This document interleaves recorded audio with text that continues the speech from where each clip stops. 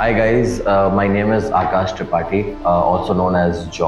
2011 में मैंने शुरू करा। वहाँ मैं जाके खड़ा हो जाता था और जो भी सीडी खरीदने आता था उन दुकानों पे, वो जब निकलते थे उस दुकान से तो मैं उनको अपना सीडी दे देता था फ्री में, कुछ पैसे भी नहीं लेता था।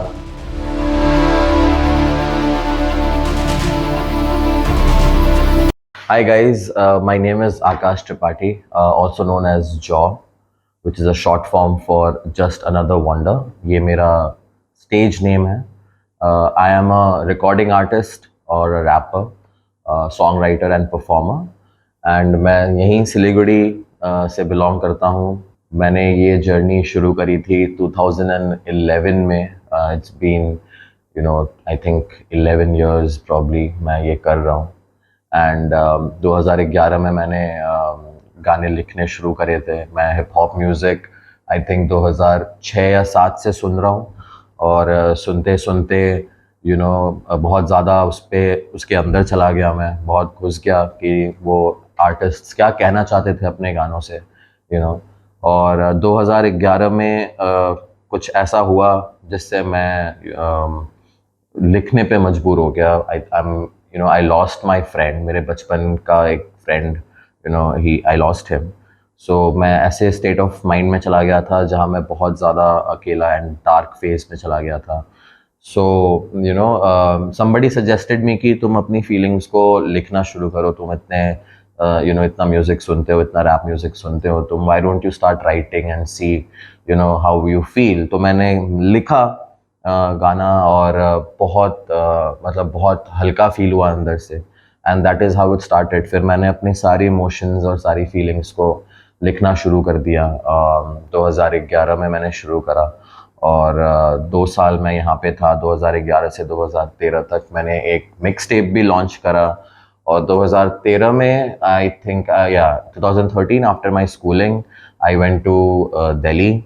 2013 में मैं दिल्ली गया और बाकी रेस्ट ऑफ द जर्नी मैंने दिल्ली में करी। मैंने ग्रेजुएशन के लिए मैं वहाँ गया था 2013 से 2016 तक। एंड उसके बाद I got into music more seriously. मैंने जॉब भी करा side by side and yeah that is my introduction as of now. Alright, so 2011 में जब मैंने यहाँ रैप करना शुरू करा, आई डोंट थिंक कोई यहाँ रैप कर रहा था सिलीगुड़ी में। रैप म्यूज़िक बहुत ज़्यादा फेमस नहीं था। अभी भी उतना नहीं है बट यू कैन इमेजिन कि 2011 में nobody knew what rap music was, specially in Siliguri. तो जब मैंने ये करना शुरू करा तो लोग बहुत कंफ्यूज थे कि क्या कर रहा हूँ मैं, क्या नहीं कर रहा। बट बिकॉज मैं अकेला था जो ये कर रहा था, तो काफ़ी लोगों ने सराहा भी और काफ़ी लोगों ने नीचे नीचा दिखाने की भी कोशिश करी। बट मैं रुका नहीं। मैं उस टाइम पे, आपको पता है कि इंटरनेट वगैरह ज़्यादा कुछ था नहीं, there was no social media. तो फेसबुक नया नया आया था उस टाइम पे। तो मैं क्या करता था, मैं जो भी गाने रिकॉर्ड करता था, और हम रिकॉर्ड भी भाड़े वाले माइक पे करते थे जो जगराते वगैरह में यूज़ होते हैं। वो हम भाड़े पे लेके आते थे और लैपटॉप में लगा के और म्यूज़िक चला के और हम रिकॉर्ड करते थे। तो जितने भी गाने रिकॉर्ड करता था मैं वो सारे गाने लेके जाता था एक इंटरनेट कैफ़े पे। वहाँ पे मैं वो सारे गानों को ना सीडी में राइट करता था।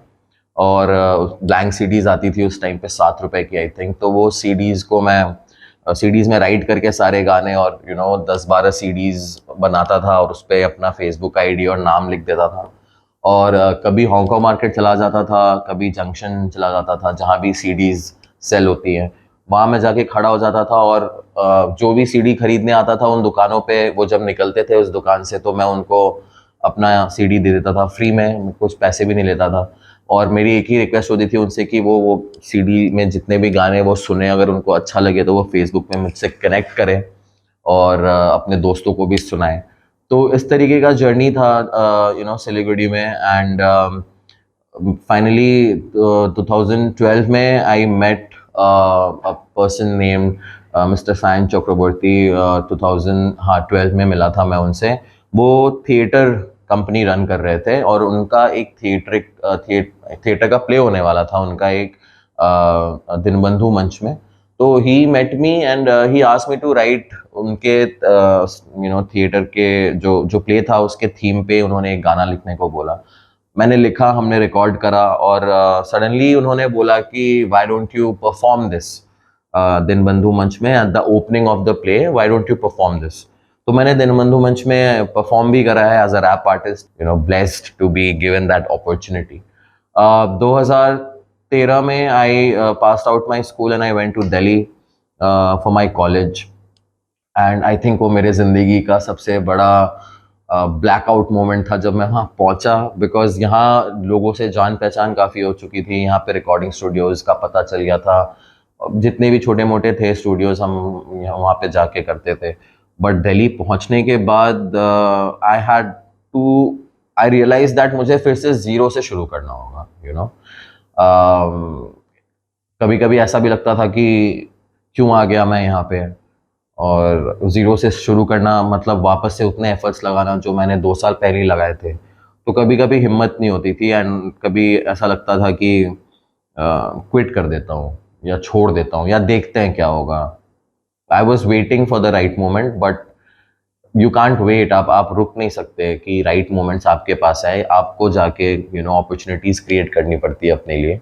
तो मेरे कॉलेज के फ्रेशर में जब मैंने डांस करा, यू नो, रैप परफॉर्म करा, तब मुझे लोग आके मिले और उन्होंने बताया कि ऐसे ऐसी चीज़ें यहाँ बहुत सारी हैं, रैप शोज़ और परफॉर्मेंसेज एंड कॉन्टेस्ट्स बहुत होते हैं। तो दिल्ली यूनिवर्सिटी में उस टाइम पे यू नो एक कॉलेज ने रैप शोकेस या रैप कॉन्टेस्ट ऑर्गेनाइज करा था। 2013-14 की बात कर रहा हूँ मैं, क्योंकि 1 साल तो मुझे ये फिगर आउट करने में लग गया कि मैं करूँ क्या। 2013 से 2014 I was completely, I did not release any music. तो 1 साल तो मुझे फिगर आउट करने में लगा। 2014 I participated in the rap contest और वहाँ मैं बाकी आर्टिस्ट से मिला और पता चला कि इस जगह पे रिकॉर्डिंग स्टूडियोज़ है, यहाँ ऐसे काम होता है। तो उससे क्या हुआ, कनेक्शंस ग्रो हुए और फिर एक बैटल रैप कंपटीशन भी मैंने पार्टिसिपेट किया उसमें, और फिर उस पे भी मैं थर्ड पोजीशन पे आया एंड उसके बाद फिर रियलाइज़ हुआ कि यू नो कि स्कोप है, क्योंकि सिलीगुड़ी में तो मैं अकेला था जो ये कर रहा था, बट दिल्ली में बहुत कंपटीशन था and I still managed to figure out कि क्या कैसे करना है, because I never give up. मैंने रास्ते ढूंढ के निकाले, पर मिल गए रास्ते एंड आज यहाँ बैठा हूँ। के बाद तो ऐसे करके 2015-16 तक मैं ग्रेजुएट होने के बाद मैंने नौकरी भी ज्वाइन करी और तब तक मैंने एक अंडरग्राउंड सीन में, दिल्ली के अंडरग्राउंड सीन में अपना एक नाम भी बना लिया था और गाने रिलीज़ मेरे कंटिन्यूसली होने लगे। उसके बाद आई थिंक 2018 में ज़बरदस्त हिट 95 एफएम ने एक कंपटीशन निकाला था, रैप कंपटीशन, जहां मोर देन 10,000 एंट्रीज थी और उसमें मैंने भी अपनी एंट्री सेंड करी थी। तो I got selected in the top 20। Top 20 से फिर मैं टॉप 10 में आया, टॉप 10 में से मैं टॉप 5 पे गया और मुझे रफ्तार सर ने जज किया था, और वो उस शो के जज थे एंड मैं जीत नहीं पाया कंपटीशन, बट मैंने इतने मतलब होता है ना, कहते हैं कि दिल में जगह बैठा लेना, मैंने लोगों के दिल में अपनी जगह बैठा ली थी और मुझे उसके बाद रफ्तार सर के वीडियो में भी आने का मौका मिला, तो मैंने उनके साथ भी काम करा हुआ है एंड उसके बाद you know I started getting a lot of opportunities. मैंने अपना पहला एल्बम रिलीज़ किया 2020 में एंड रफ्तार सर ने शेयर करा वो एल्बम और वो एल्बम काफ़ी लोगों तक पहुंचा। रेड एफएम के साथ मैंने काम करा। I got you know I was working with Red Bull as well as an artist और उसके बाद तो रुकने का नाम नहीं था, बिकॉज जो दरवाजे बंद हो चुके थे वो धीरे धीरे खुलने लगे, क्योंकि उन तक मैं खुद पहुंचा। यू नो आपको अपनी जगह खुद बनानी पड़ती है, आपको उसके लिए you have to give your 100% and you cannot give up. It's okay to fail, but it's not okay to not try again, you know. So ये चीज़ आपको हमेशा ध्यान में रखनी पड़ेगी। तो चैलेंजेस तो काफ़ी सारे आए, यू नो एक ऐसे शहर में रैप शुरू करना, सिलीगुड़ी में, जहाँ लोग बॉलीवुड के अलावा कुछ सुनते नहीं थे, और उस टाइम पे क्योंकि हमारे पास ज़्यादा कुछ मीडियम नहीं था, तो it was very difficult to make people listen to what rap is. कुछ rap is nothing but rhythm and poetry. आप एक शायरी को या एक पोयम को आप जब एक म्यूजिक में उतार देते हो तो वो रैप हो जाता है। It is everything that a person a writer feels, हम भी अपने गाने खुद लिखते हैं और यही लोगों को समझाना था कि भाई इमोशन है, rap music is emotion. But बहुत सारे चैलेंजेस थे क्योंकि लोग एक्सेप्ट नहीं करते। बट उस चीज ने कभी पीछे हटने नहीं दिया, बिकॉज मुझे था कि एक ना एक दिन तो मतलब मिल के रहेगा जो मैंने सोच के रखा है। क्योंकि मैं देख रहा था अपना प्रोग्रेस। हमने शुरू करा था जब मैंने पहला गाना यूट्यूब पे डाला था। उस टाइम पे यूट्यूब भी बहुत बड़ी चीज थी। आई थिंक 240p पे चलता था यूट्यूब और सारा डेटा खा जाता था।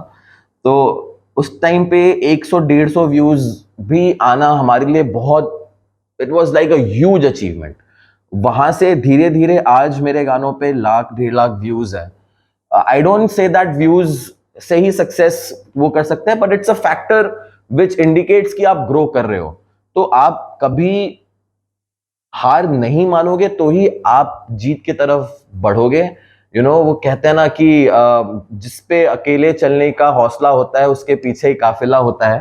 तो आई थिंक ये बहुत बहुत इंपॉर्टेंट है। आप गिरो, आप 1,000 बार गिर सकते हो, बट गिर के नहीं उठना एक सिन है, एक पाप है। लेकिन if you get back up and try again, आप मैनिफेस्ट कर रहे हो कि आप एक दिन पहुंचोगे वहां पे, तो definitely the universe will get you through.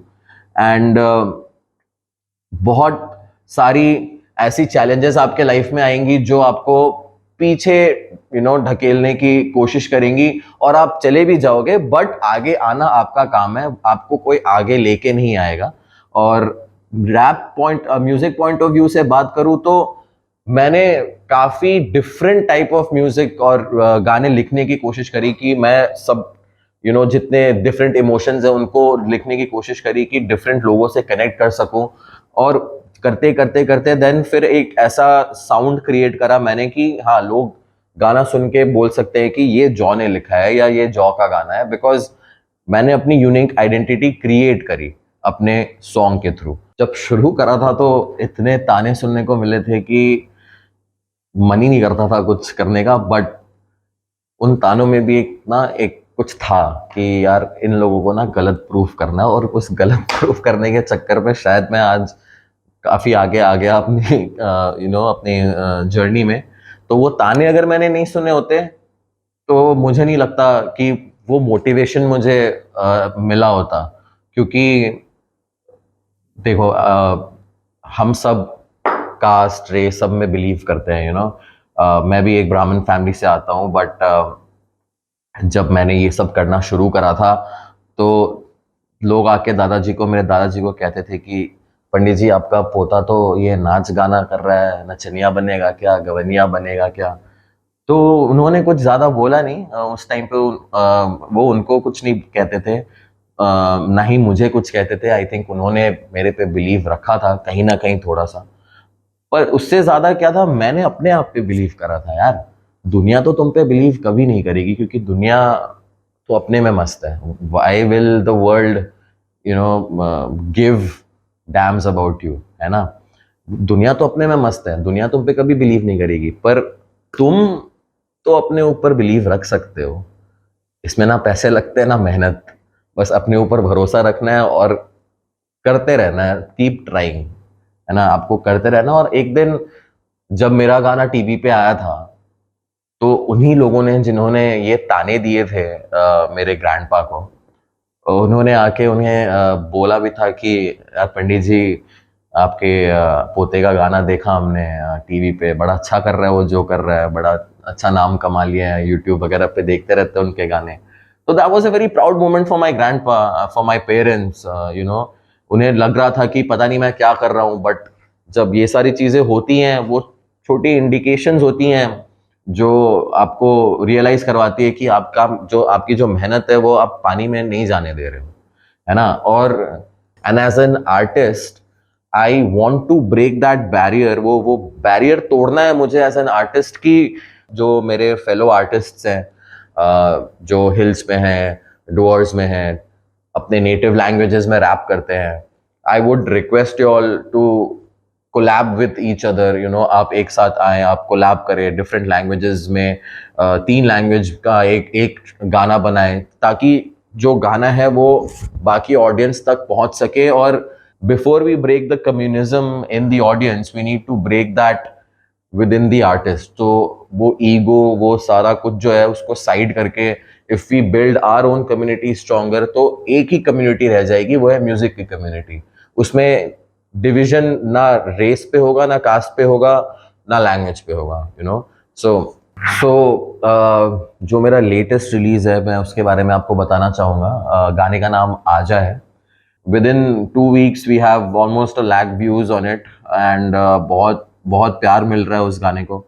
और I would like to thank my team for that, you know, Mr. Rahul Pariyar who directed the video, edited it as well, and the videographer Mr. Shine Roy जिसने music बनाया, Star Boy from Siliguri, and everyone who's involved in my team, Ward 3 Music, as you can see, everyone involved.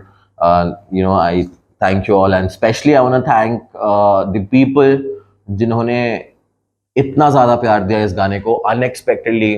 सबसे बड़ी चीज़ I think जो है वो है अपने ऊपर बिलीव रखना। I think you have to believe in yourself. अगर आप बिलीव ही नहीं रखोगे अपने अंदर, तो आप चाहे आप की जो मेहनत है वो वेस्ट है। आप सिर्फ हवे में, फिर क्या कहते हैं वो, क्या है ना कहावत कि हवे में हाथ पैर मारना, like you have a goal but you don't know how to achieve it और where to go to achieve it. तो आई थिंक बिलीव रखना अपने ऊपर बहुत इंपॉर्टेंट है। दुनिया तो आपको हमेशा नीचे खींचती रहेगी, खींचती रहेगी। ये चीज करना है, बाकी चीजें तो बाई प्रोडक्ट्स है। Fame, success, money, power is a by product of everything, but your main goal is to do it for yourself. अगर आप अपने लिए करना जिस दिन शुरू कर दोगे, आप जिद्दी बन जाओगे कि मुझे करना है, चाहे लोग कुछ भी बोले, तो success will come at you at any given point of time. स्पेशली आज के टाइम पे अगर आप देखो तो it's so easy to get viral. आज के टाइम पे सोशल मीडिया और इंटरनेट, इट्स सो कन्वीनियंट। जब मैंने शुरू करा था, आई थिंक उस टाइम पे अगर इतना फास्ट होता सब कुछ, तो मुझे 8-10 साल नहीं लगते यहां तक पहुंचने में जो मुझे लगे हैं। तो उस टाइम पे देखो, हम आई थिंक 200 रुपए का 1 GB डेटा आता था और उससे पूरा महीना निकल जाता था। आज के टाइम पे 5-6 GB भी कम है ना। बट आप, it's become so easy in accessible. आप एक वीडियो अपलोड करो या कोई भी कंटेंट अपलोड करो, आपको पता भी नहीं चलेगा कि आप वायरल हो गए हो। आप रात को सोओगे, सुबह उठोगे, आप देखोगे कि you are viral, you know. तो आखिर में अगर मेरे इस जर्नी से अगर आप कुछ लेके जाना चाहो, तो ये जरूर लेके जाना कि उम्मीद, यू नो, दैट उम्मीद, वो होप आपके अंदर हमेशा जिंदा रहना चाहिए। और आप अपने आप से उम्मीद करो।